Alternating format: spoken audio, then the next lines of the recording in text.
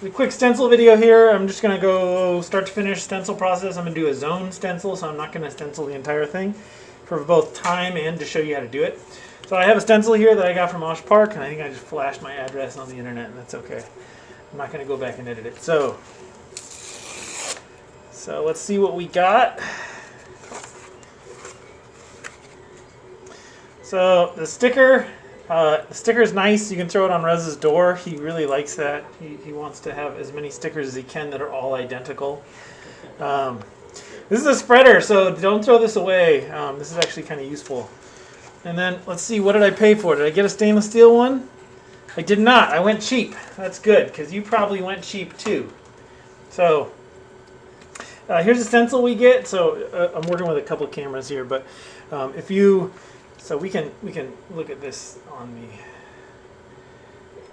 here. So if you look at this under the microscope, you can see we have little cutouts. So these should be laser cut. I believe these are laser cut. Little holes here. And so the key is we need to align these with the stencil to do our paste spread. And the biggest issue with aligning stencils is getting the elevation. So a lot of students, when they make a mistake, they try to take their board and slap a stencil on it and then do the squeegee. And it doesn't work. You have to, you want to make sure that you maintain an elevation, or you want to maintain, a surrounding around your board that's all the same height. That way, when you spread the paste, it doesn't. If the stencil even a little bit lifts off the surface as you're doing the spread, it's going to spread under and it's going to make a mess. So you got to. Best way to avoid it is to keep a nice flat surface. I'm going to do this on the solder mat, which isn't the best place to do it, but it'll work. So let's switch to the. So with this one here. What I'm going to do is I'm going to sort of surround my board with other versions of the board. And all that's going to do is that's going to give a nice level, I might even just do it like this. So it's going to give a nice level. So now all these are at the same height. There's something under here. We got something under the mat here. What was it? Yeah. Okay, we got a little goober under the mat. It's okay, Rez is fired. He's been told not to leave goobers under the mat. He clearly did it just to mess with me. Okay, so now we have these aligned, these 5 boards aligned here. Actually, I might just move it so that this one is. Let's get something good in the middle here. Yeah, we'll do the 2 op amps there. I just don't want to move the microscope. Okay, so now with this here, everything nice and in place. What I'm going to do is I'm going to tape these down. So I'm going to take some tape just to prevent these from shifting. It doesn't take too much.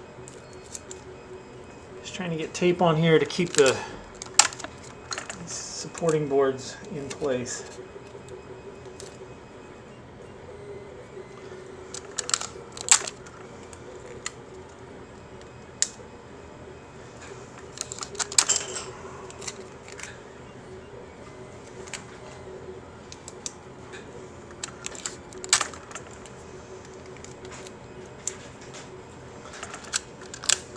So this is another reason to get extra boards sometimes. But we have plenty of, these are all the same height. They're all 1.6 millimeters, so we have plenty of them. So the nice thing is I now taped in all the boards around this, so I can remove a board, put it back. This is also nice because now I can use the stencil once on one board and then do it again on multiple others if I really want to. So the next step is to orient and align the stencil. So I kind of need to look at this and see which way is up, which way is down.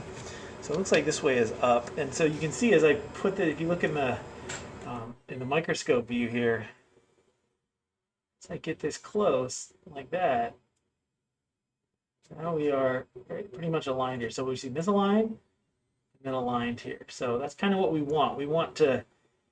The color's a little weird. Maybe it might look a little. Let me adjust, yeah. So yeah, we get a lot of glare when that light's on, but you can see that it's aligned a little bit better when that light's on. I would say always check your corners. So you want to check to align that the pads at one corner are aligned, and then you want to check that the pads at the other corner are aligned. So I'm going to turn the light off.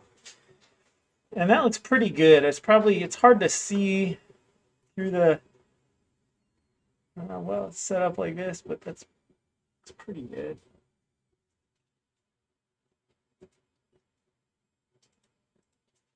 Okay, that's good enough. So now, I'm going to hold this down with multiple fingers, and then I'm going to grab a piece of tape. I am going to, making sure it's still aligned, I'm going to take one edge of this down. Okay, so now the nice thing about these is these Mylar doesn't really stretch. So for the most part, if you get one piece of tape on there, it's good. So if we switch back to where you can see this zoomed out, right? So now I have this little flap that I can lift up. And when I put it back down, it should go right back down and be aligned. So if I even take the board out, and put the board back, when I flop it down, you can still see it's still aligned there. So that's why we do it. I just tape one edge. It usually seems to work out okay. Now this is kind of on a squishy surface, so it's not ideal. So the next step is we want to do a solder paste spread. So to do the solder paste spread, now again, I'm only going to do one zone of this. I'm not going to do the whole thing. I'm just going to do one of these op amps here.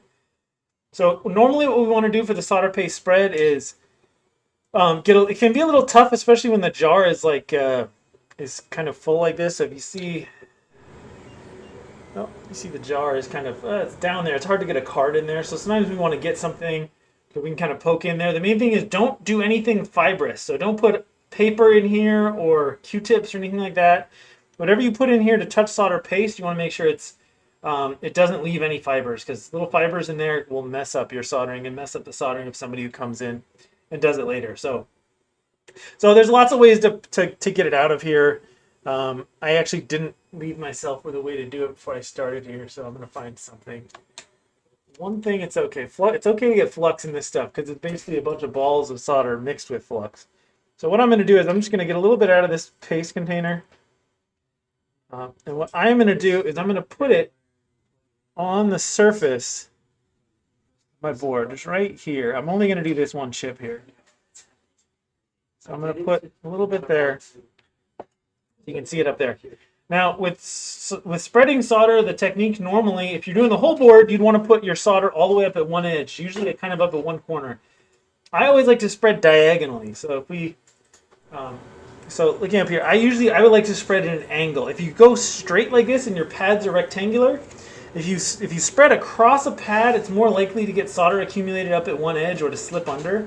But if you spread at an angle, sort of where your spread angle is cutting into the corners of each one of those pads, it seems to do a much better job of getting into all of them.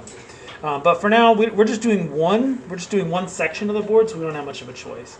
So another thing you can do if you want to, if you really are worried about, if you're only trying to do solder paste for one part of your board, not the whole thing, you can also take some tape and you can cover a region of your stencil. So you could cover, if you want to make sure you didn't get any solder on this one over here, you can put tape like that down and cover one region. Now be careful though, because this tape does add elevation. So the tape will leave a little solder residue by putting tape on the surface like this, but it will guarantee you that you don't actually get it spread inside that connection. So now what I'm going to do is I'm going to do a 3-part spread.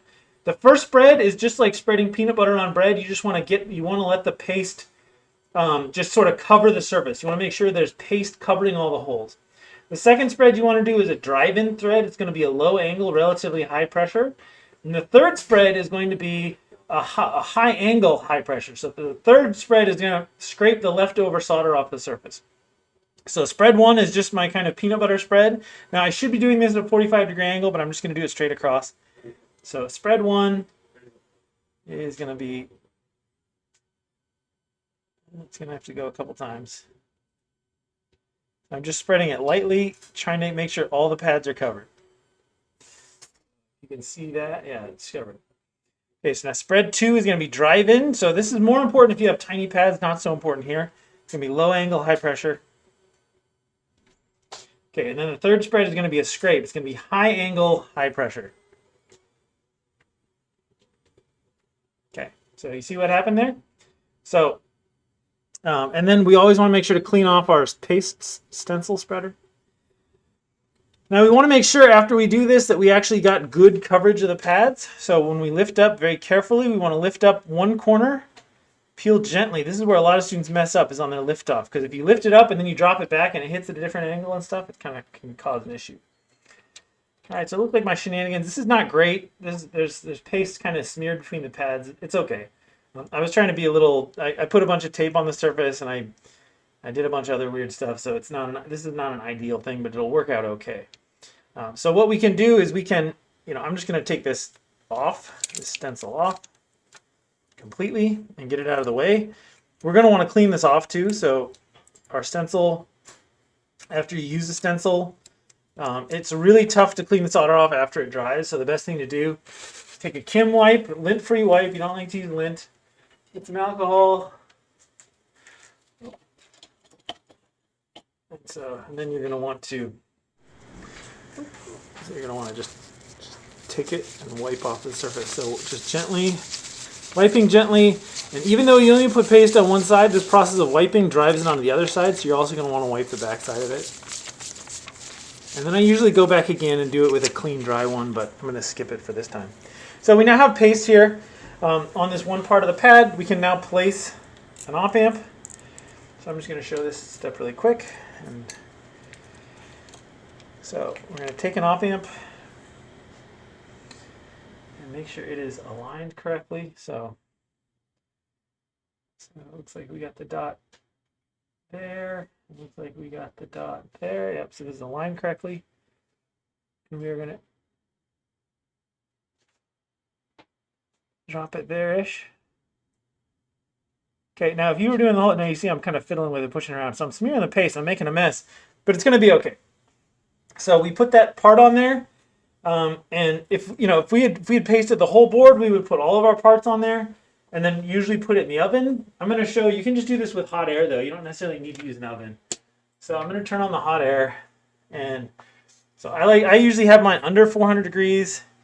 You want to be really careful if you have tape on here, as I do right now, because it's really easy to melt this tape that's on the surface. So I might just take, as I'm waiting for this to heat up, I might just peel this tape off too. So basically this this stream of hot air is extremely hot. So it's easy to not get a good idea of what 400 degrees C is, but this 400 degrees C stream of air, it will toast a piece of toast. Like you can draw a picture on a piece of bread with this. It's very hot. So it's like instantly toast bread type temperature. So it's really dangerous. Don't spend any time. You got to be careful. Anything that's in this stream of heat, especially if the airflow is turned up pretty high, you can do a lot of damage with it. So, okay, so I'm going to start applying heat. I always like to kind of heat the surrounding area. So I don't just heat the part, I heat around it. A lot of students just blast the part directly. And what can happen there is you can cause thermal fracturing. So if you heat one zone of your PCB extremely hot and everything else around it is extremely cold, you get extremely high tension in that fiberglass. Okay, so what's happening is we're starting to get melting here. So I'm going to look in the microscope. We're starting to get melting. And the last pads to melt are usually going to be the power and ground pads, because they're usually on a layer that sucks heat away. But it looks like pretty much everything melted here. So one thing you can do to check too, to check your melt, is you can poke it a little bit. If you poke your part a little bit, well, so it's still sliding. Usually, if it's all fully melted, it'll kind of snap back to where it was.